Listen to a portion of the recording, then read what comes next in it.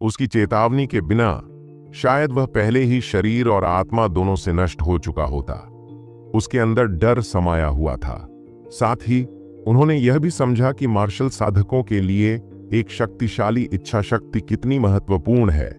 साधना मूल रूप से पीछे हटने का मार्ग नहीं है। उसने गहरी सांस ली।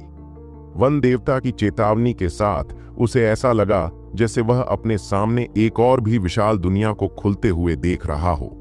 राघव ने जब अपने 13 चक्रवातों को उसके शरीर में वापस भेजा तो अंतरिक्ष कांप उठा। वह स्पष्ट रूप से जांचना चाहता था कि क्या उसके चक्रवात बदल गए हैं। राघव ने देखा कि वे और बड़े नहीं हुए थे, लेकिन उसे आश्चर्य हुआ कि स्वर्गीय दंड के बाद अब सभी 13 चक्रवातों के बीच एक कड़ी थी। वे पूरी तरह से एक दूसरे से बंधे हुए थे। अब 13 चक्रवातों को जोड़ने वाला प्रकाश का एक छल्ला बन गया था। वे अब स्वतंत्र नहीं थे, बल्कि एक इकाई बन गए थे। आध्यात्मिक ऊर्जा उनके चारों ओर प्रवाहित हो रही थी। राघव के नियंत्रण में प्रकाश की अंगूठी, जो वास्तव में उसके 13 चक्रवात थे, हल्के से कांपने लगी और तेजी से घूमने लगी। प्रकाश की अंगूठी ने चारों ओर घूमते हुए एक विशाल भंवर का निर्माण किया, जिसने स्वर्ग और पृथ्वी की आध्यात्मिक ऊर्जा को पागलपन से अवशोषित कर लिया। अवशोषण की गति पहले से कम 10 गुना अधिक थी। भले ही राघव फिर से एक शक्तिशाली दुश्मन से लड़े, उसे पहले की तरह आध्यात्मिक ऊर्जा के खत्म होने की चिंता नहीं करनी पड़ेगी। जब वह सिद्धार्थ के साथ राजेश के खिलाफ लड़ा था तो यह ठीक इसलिए था क्योंकि खपत बहुत ज्यादा थी और उसकी आध्यात्मिक ऊर्जा खत्म हो गई थी, जिससे वह लड़ाई जारी रखने में असमर्थ था। अब जब उसके 13 चक्रवात एक साथ जुड़ गए हैं तो उसे मूल रूप से उस समस्या के बारे में फिर कभी चिंता करने की जरूरत नहीं होगी। इसके अलावा उसने यह भी देखा कि जब रहस्यमयी अंगूठी ने उसके 13 चक्रवातों को जोड़ दिया था तो उसके शरीर में एक और चीज प्रकट हुई थी जो उसे शक्ति से भर रही थी। धीरे धीरे अपनी आंखें बंद करके और अपने शरीर की जांच करते हुए राघव अचानक कांप उठा और खुशी से पागल हो गया। जब उसने धीरे से अपनी आंखें बंद की और अपने शरीर की जांच की तो उसे एहसास हुआ कि आध्यात्मिक ऊर्जा उसके खून में प्रकट हुई थी। हालांकि यह बहुत ही कमजोर था, लेकिन उसे यकीन था कि यह मौजूद था। मैं रक्त संक्षेपण क्षेत्र में प्रवेश कर चुका हूं, तो असुरा सुतरा बॉडी आर्ट का उपयोग करके आध्यात्मिक ऊर्जा कंडेंसेशन के 13वें हेवन स्टेज तक पहुंचने के बाद आप स्वचालित रूप से रक्त संघनन में प्रवेश करेंगे। रक्त संघनन क्षेत्र वह बिंदु था जहां शरीर में आध्यात्मिक ऊर्जा को एक शिखर तक संघनित किया गया था। आध्यात्मिक ऊर्जा पूरे रक्त में फैल जाएगी, रक्त को उसकी अशुद्धियों से शुद्ध करेगी, उसे उसके वास्तविक सार में वापस लाएगी। ऐसे शुद्ध रक्त से शरीर को पोषण मिलने से भौतिक शरीर बहुत अधिक मजबूत हो जाएगा और व्यक्ति की ताकत कई गुना बढ़ जाएगी। रक्त संघनन क्षेत्र में प्रवेश करने के बाद राघव इतना उत्साहित था कि वह लगभग रो पड़ा। हालांकि इस समय भी उसे ऐसा महसूस नहीं हुआ कि उसका शरीर तुरंत मजबूत हो गया है, लेकिन जब तक उसके रक्त की अशुद्धियां उसकी आध्यात्मिक ऊर्जा द्वारा लगातार शुद्ध होती रहेंगी, उसकी ताकत तेजी से बढ़ेगी। और किसी भी मामले में असुरा सुथरा बॉडी आर्ट ने जो विकसित किया वह भौतिक शरीर था। अब जब वह रक्त संघनन क्षेत्र में प्रवेश कर चुका था तो वह राजेश के लिए भी खतरा पैदा करने में सक्षम होगा जो टेंडन परिवर्तन क्षेत्र में था। रक्त संघनन एक ऐसी चीज थी जिसे जल्दी से नहीं किया जा सकता था। क्योंकि राघव के पास 13 विशाल चक्रवात थे, इसलिए उसे अपने रक्त को शुद्ध करने के लिए जानबूझकर उस पर ध्यान केंद्रित करने की आवश्यकता नहीं थी। इसका मतलब था कि उसकी साधना की गति आम लोगों की तुलना में 1 दर्जन गुना तेज होगी। राघव अब जो करना चाहता था वह उसके खून को गाढ़ा करना नहीं था, बल्कि उसकी वास्तविक ताकत को बढ़ाना था। उसके हाथ में एक युद्ध कौशल दिखाई दिया। राघव मुस्कुराया। अब यह देखने का समय था कि पृथ्वी वर्ग का युद्ध कौशल कितना शक्तिशाली है। यह पहला अर्थ क्लास बैटल स्किल था जो राघव ने कभी प्राप्त किया था। राजेश द्वारा दिखाए गए भयानक चालों के बारे में सोचकर वह एक ज्वलंत जुनून से भर गया। राघव के पास युद्ध कौशल की कमी थी, लेकिन यह विशेष युद्ध कौशल बहुत ही उपयुक्त समय पर आया था। इस बारे में बोलते हुए उसे वास्तव में आर्यवीर को धन्यवाद देना चाहिए। उसने बैटल स्किल खोली और ध्यान से उसे पढ़ा। उसका चेहरा थोड़ा अजीब हो गया। उसने शुरू में सोचा था कि 3 स्टाइल पार्टिंग विंड में 3 अलग अलग चालें हैं, लेकिन जैसे जैसे वह पढ़ता गया उसे एहसास हुआ कि यह सिर्फ एक चाल थी जिसके 3 रूप थे। वे parting wind slash, parting wind slice और पार्टिंग विंड स्टैब में विभाजित थे। उनके पीछे के सिद्धांत बिल्कुल एक जैसे थे, बस इसका अंतिम उपयोग अलग था, जिससे यह 3 शैलियां बन गईं। यह वास्तव में भ्रामक था। ये सोचकर कि सरोजिनी ने उस समय इसे कैसे बेचा था और कैसे उसने ऐसा व्यवहार किया था जैसे कि यह पूरी तरह से अनोखा और अद्भुत था, वह पूरी तरह से अवाक रह गया और उसने ठगा हुआ महसूस किया। इस मॉडल के अनुसार यह 3 स्टाइल वाली पार्टिंग विंड आसानी से 9 स्टाइल में बदल सकती है। Parting wind chop, parting wind thrust, यहाँ तक कि पार्टिंग विंड स्वैट, इसमें जितनी चाहे उतनी स्टाइल हो सकती है। हालांकि वह थोड़ा निराश था, लेकिन राघव ऐसा व्यक्ति नहीं था जो यह नहीं जानता था कि उसके पास जो कुछ है उससे संतुष्ट कैसे रहा जाए। आखिरकार उसने बिना एक पैसा खर्च किए इसे हासिल किया था। जिस व्यक्ति को इसके बारे में उदास होना चाहिए था वह आर्यवीर था। 3 स्टाइल पार्टिंग विंड के आध्यात्मिक ऊर्जा के उपयोग को पढ़ते हुए राघव ने पाया कि इसमें केवल 6 एक्यूपंक्चर बिंदुओं का उपयोग किया गया था। यह स्प्लिट द हेवंस द्वारा आवश्यक 9 बिंदुओं से बहुत कम था। हर बार जब आध्यात्मिक ऊर्जा एक्यूपंक्चर बिंदु से गुजरती है तो उसे और भी ज्यादा नियंत्रण की जरूरत होती है। हर बिंदु के साथ यह बहुत ज्यादा मुश्किल होगा, लेकिन शक्ति भी काफी बढ़ जाएगी।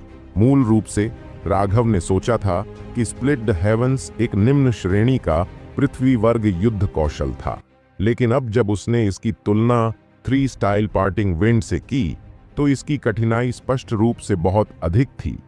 क्या इसका मतलब यह नहीं है कि स्प्लिट द हेवंस कम से कम मध्य श्रेणी की पृथ्वी श्रेणी में था और शायद उच्च श्रेणी की पृथ्वी श्रेणी में भी? इसमें कोई आश्चर्य नहीं कि स्प्लिट द हेवंस इतना भयानक था कि वह इसे नियंत्रित करने में असमर्थ था। उसने पहले भी राजेश के खिलाफ स्प्लिट द हेवंस का इस्तेमाल किया था, लेकिन राघव जानता था कि उसका प्रयोग पूर्ण रूप में नहीं था। वह इसकी पूरी ताकत का इस्तेमाल करने की हिम्मत नहीं कर पाया क्योंकि उसके मेरिडियन इसे सहन करने में सक्षम नहीं थे। उसे यह भी लगा कि भले ही उसने अपने समृद्ध स्टार को उसके चरम पर सक्रिय कर दिया हो, फिर भी वह स्प्लिट द हेवन की वास्तविक आवश्यकताओं को पूरा करने में असमर्थ होगा। स्वर्ग को विभाजित करना एक अथाह गड्ढे की तरह था। वह अभी भी इसकी असली शक्ति का उपयोग करने में सक्षम होने से बहुत दूर था। शायद उसने गलती से एक असली खजाना उठा लिया था। राघव की तलवार हवा में सीटी बजाती हुई निकली और आध्यात्मिक ऊर्जा की एक लहर निकली जिसने 10 मीटर दूर एक झाड़ी को काट डाला। इसमें वास्तव में हवा की शक्ति है। क्या यह तलवार आध्यात्मिक ऊर्जा है? राघव को आखिरकार समझ में आ गया कि इस पृथ्वी वर्ग युद्ध कौशल को 3 शैली विभाजन पवन क्यों कहा जाता है। यह वास्तव में एक वायु विशेषता युद्ध कौशल था।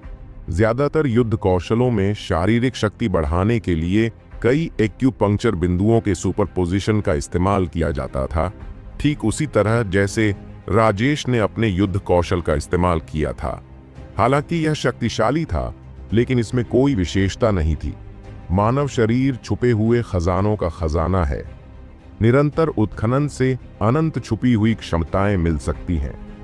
उदाहरण के लिए, सीमा ने जादुई जानवरों को नियंत्रित करने के लिए अपनी शक्तिशाली आध्यात्मिक शक्ति का इस्तेमाल किया। वह अपनी आध्यात्मिक शक्ति का इस्तेमाल करके अपने घर के पालतू जानवरों को रखने के लिए एक स्थानिक रिंग की तरह जगह खोल सकती थी। उदाहरण के लिए, गोली साधक गोली की ज्वाला को संघनित करने के लिए भौतिक शरीर की शक्ति का उपयोग करते थे। उनकी ज्वाला की क्षमता अनंत थी, विनाश करने में सक्षम और स्वर्ग और पृथ्वी के विभिन्न खजानों को औषधीय गोलियों में विलय करने में भी सक्षम। उदाहरण के लिए मार्शल कलाकारों ने आध्यात्मिक ऊर्जा और रक्त को संघनित किया, अपनी मांसपेशियों और हड्डियों को कठोर बनाया तथा अपने मूल रूप से कमजोर शरीर को ऐसे शरीर में बदल दिया जो जादुई जानवरों से भी अधिक शक्तिशाली थे। ये सभी बातें मानव शरीर से ही निकली हैं। मानव शरीर अज्ञात रहस्यों से भरा हुआ है। पिछली पीढ़ियों द्वारा छोड़े गए तरीकों का पालन करके लोग अपनी छिपी हुई क्षमता को उजागर करने का प्रयास कर सकते हैं। जहां तक 3 शैली वाली विभाजनकारी वायु का प्रश्न है, यह आध्यात्मिक ऊर्जा को 6 विशिष्ट एक्यूपंक्चर बिंदुओं से गुजारकर वास्तव में आध्यात्मिक ऊर्जा को शरीर के बाहर मुक्त कर सकती है, जिससे सूक्ष्म वायु का निर्माण होता है। यह तथ्य कि राघव युद्ध कौशल की अपनी प्रारंभिक समझ के साथ 10 मीटर दूर एक झाड़ी को उड़ाने के लिए एक सूक्ष्म हवा को बुला सकता है, निश्चित रूप से उसके लिए एक सुखद आश्चर्य था। राघव की वैद्यराज स्मृतियों में उसके मेरिडियन के सटीक मार्ग और एक्यूपंक्चर बिंदुओं के स्थान शामिल थे, जिससे वह मूल रूप से युद्ध कौशल का उपयोग करने में सक्षम हो गया जैसे ही उसने इसे सीखा। हालांकि इसका मतलब यह नहीं था कि वह तुरंत इसमें माहिर हो जाएगा। विभिन्न युद्ध कौशलों का उपयोग करने के लिए सर्वोत्तम गति और लय खोजने के लिए निरंतर अनुकूलन की आवश्यकता होती है, तभी वह अपनी चरम शक्ति प्रदर्शित कर सकता था। ऐसा करने के लिए निरंतर परीक्षण और अभ्यास की आवश्यकता होती है, लेकिन फिर भी राघव की साधना की गति बिल्कुल चौंकाने वाली थी। राजेश जैसे टेंडन ट्रांसफॉर्मेशन विशेषज्ञ को भी पृथ्वी वर्ग के युद्ध कौशल का उपयोग करने में सक्षम होने के लिए कई महीनों की समझ और अभ्यास की आवश्यकता होगी, और यदि वह इसमें पूरी तरह से महारत हासिल करना चाहता है तो उसे वर्षों की आवश्यकता होगी।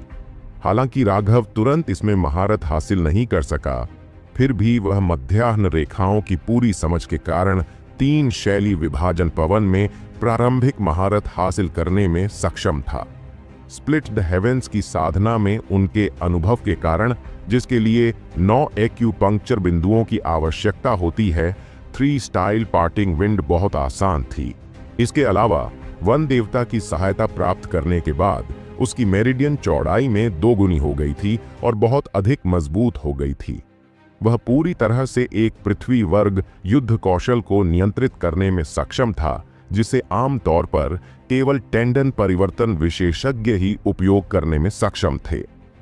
3 स्टाइल पार्टिंग विंड वास्तव में 3 रूपों में विभाजित एक चाल थी, जो स्लैश, स्लाइस और स्टैब में विभाजित थी। शरीर में आध्यात्मिक ऊर्जा को प्रसारित करने की विधि तीनों भिन्नताओं के लिए एक जैसी थी। यह केवल तब था जब आध्यात्मिक ऊर्जा शरीर से बाहर निकलती थी। जिस विधि से वह हथियार में प्रवेश करती थी वह भिन्न थी। यही कारण था कि राघव को लगा कि वह इसे 9 शैली की विदा वायु में बदल सकेगा और शायद इसे और भी अधिक कीमत पर बेच सकेगा। कई बार इसका परीक्षण करने और प्रयुक्त मध्याह्न रेखाओं से परिचित होने के बाद राघव ने इसका प्रशिक्षण रोक दिया और गांव लौट आया। इस बार वह वाकई बहुत आगे बढ़ गया था। वह रक्त संघनन क्षेत्र में घुस गया था और उसके 13 चक्रवातों ने मिलकर एक दिव्य वलय बना दिया था।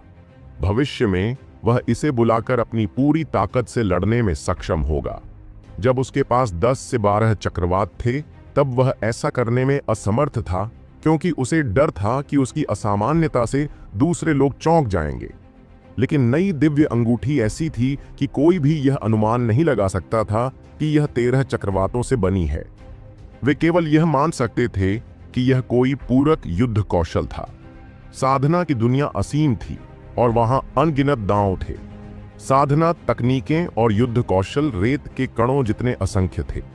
सभी प्रकार के दुर्लभ और अजीब युद्ध कौशल मौजूद थे। जब तक आप दिखावटी ढंग से इसका प्रदर्शन नहीं करते, तब तक दुर्लभ युद्ध कौशल बहुत ज्यादा हलचल पैदा नहीं करेंगे। उस दिव्य अंगूठी की सहायता से वह न केवल लड़ाई के दौरान दूसरे स्तर तक बढ़ने में सक्षम होगा, बल्कि उसके पास जबरदस्त जीवन शक्ति होगी। यह लगातार आध्यात्मिक ऊर्जा को अवशोषित करने और अपने समृद्ध स्टार में संग्रहित आध्यात्मिक ऊर्जा को जोड़ने के साथ उसे फिर से आध्यात्मिक ऊर्जा के खत्म होने की चिंता नहीं करनी पड़ेगी। अब राघव राजेश के खिलाफ फिर से लड़ने के लिए बेताब था। उस समय राजेश ने उसे निराशा में धकेल दिया था। अगर तारा ने उसे नहीं बचाया होता तो वह पहले से ही एक जादुई जानवर का भोजन बन चुका होता। उसी समय राघव और भी ज्यादा चिंतित हो गया। उसे नहीं पता था कि राजधानी में क्या हो रहा है। उसे यह भी नहीं पता था कि उसके पिता ने उसका पत्र मिलने के बाद कोई योजना बनाई है या नहीं। हालांकि वह बहुत चिंतित था, फिर भी राघव को पहले कुछ करना था। वह था जंगल के देवता का कर्ज चुकाना। आत्मा की दुनिया से आए वन देवता से मिलने के बाद राघव को ऐसा महसूस हुआ जैसे वह एक नई विशाल दुनिया में झांकने में कामयाब हो गया हो। साथ ही इसने उसके जुनून को भी भड़का दिया। दुनिया बहुत शानदार थी। वर्तमान में जो फीनिक्स क्राई एम्पायर जैसी छोटी सी जगह में फंसा हुआ था, वह कुएं के तल पर एक मेंढक से ज्यादा कुछ नहीं था। वह अब राजधानी के मामलों को सुलझाने के लिए और भी अधीर हो गया था। वह अमोदिता को दुनिया दिखाने के लिए बाहर लाना चाहता था। वह नम्रता के हुआयुन संप्रदाय, सीमा के पवन आत्मा मंडप और ग्रैंड मास्टर संजय की पिल वैली को देखना चाहता था, जो पिल साधकों के दिलों में एक दिव्य पवित्र भूमि थी। दुनिया बहुत बड़ी थी। उसे इसे देखने के लिए बाहर जाना था, लेकिन उससे पहले उसे अपने मामले सुलझाने थे। उसके आत्मा रक्त, आत्मा अस्थि और आत्मा जड़ को चुराने की दुश्मनी का बदला अभी भी चुकाना था। अन्यथा साधना का क्या मतलब था? उसने पहले ही अपने अधिकांश संदेह राजेश पर रख दिए थे। हालांकि उसे अभी भी पूरी तरह से यकीन नहीं था कि यह वही था, और उसे यह भी नहीं पता था कि उसने ऐसा क्यों किया। क्या ऐसा इसलिए था क्योंकि किसी ने उसे ऐसा करने का आदेश दिया था? और अगर हां, तो किसने? चौथा, राजकुमार उस समय सिर्फ 20 साल का था, इसलिए जब उसकी खेती करने की क्षमता चुराई गई थी तब वह अभी भी बच्चा ही रहा होगा। इसलिए संभवतः यह चौथा राजकुमार नहीं था जिसने राजेश को ऐसा करने का आदेश दिया था। उसने अपना सिर हिलाया और उन विचारों को एक तरफ रख दिया। ऐसी चीजों के बारे में सोचना बेकार था। इस बार राजेश उसे मारने आया था। इसका मतलब था कि जो भी साजिश वे इतने लंबे समय से रच रहे थे, वह आखिरकार तैयार हो गई थी और अब उन्हें कोई संदेह नहीं था। एक बड़ी घटना होने वाली थी और सच्चाई जल्द ही सामने आ जाएगी।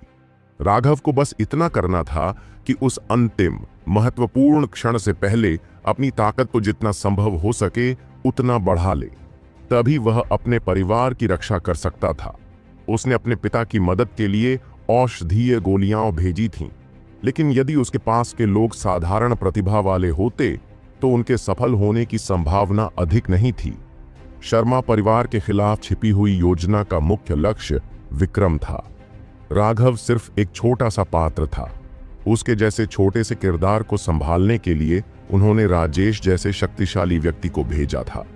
फिर उसके पिता को संभालने के लिए तो वे निश्चित रूप से और भी अधिक दबंग तरीका अपनाएंगे। इसलिए उसे अपने पिता की तरफ से किसी मदद की उम्मीद नहीं थी। उसे बस यही उम्मीद थी कि उसने जो गोलियां भेजी थीं, उनसे उसके पिता को आने वाले खतरे से बचने में मदद मिलेगी। जहां तक पूंजी की बात है तो उसे खुद पर ही निर्भर रहना पड़ता। इसलिए वह बहुत दबाव में था और थोड़ा भी समय बर्बाद नहीं कर सकता था। वह तेजी से गांव की ओर भागा। गांव वालों को डराने के लिए वह काफी दूर भाग गया था। उसे तारा से गांव के आसपास के बारे में बात करनी थी। अगर आसपास कुछ शक्तिशाली जादुई जानवर हों तो यह सबसे अच्छा होगा।